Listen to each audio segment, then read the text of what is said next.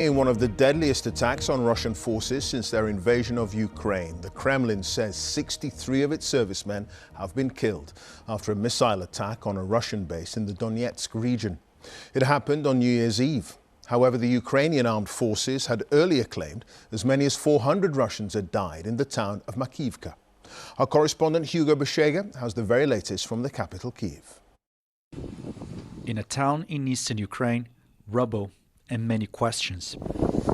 This used to be a school, apparently turned into a base for Russian soldiers. At around midnight on New Year's Eve, Ukraine struck. How many were killed remains unclear. In Moscow, the army claimed the attack was carried out with rockets supplied by the Americans. But there was also a rare admission of casualties.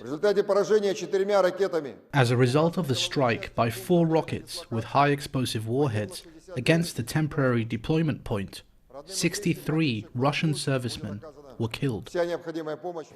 In Russia, military bloggers were furious.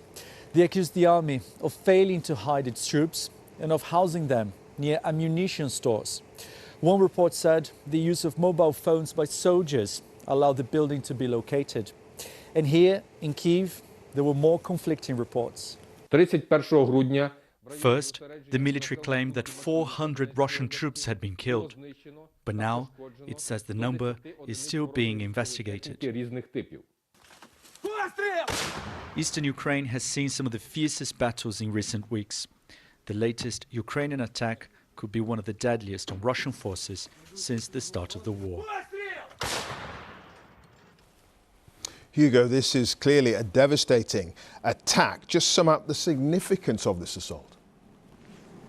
Well, Clive, I think it's quite significant, first because of the extent of the losses. Moscow decided that it couldn't stay silent. It had to acknowledge this attack. But I think it's also significant because it could suggest a new strategy by the Ukrainians. Up until now, Ukraine has been using these long-range rockets supplied by the Americans to target Russia's military logistics and supply lines. But in recent weeks, they've been attacking bases and troop concentrations. Now, since the Ukrainians recaptured Kherson in mid-November, the front lines haven't really changed. The Ukrainians have been saying that they're waiting weather conditions to improve to resume their operations to take back territory that's now under occupation. So I think these latest attacks could give us a suggestion of where this counteroffensive is likely to go next.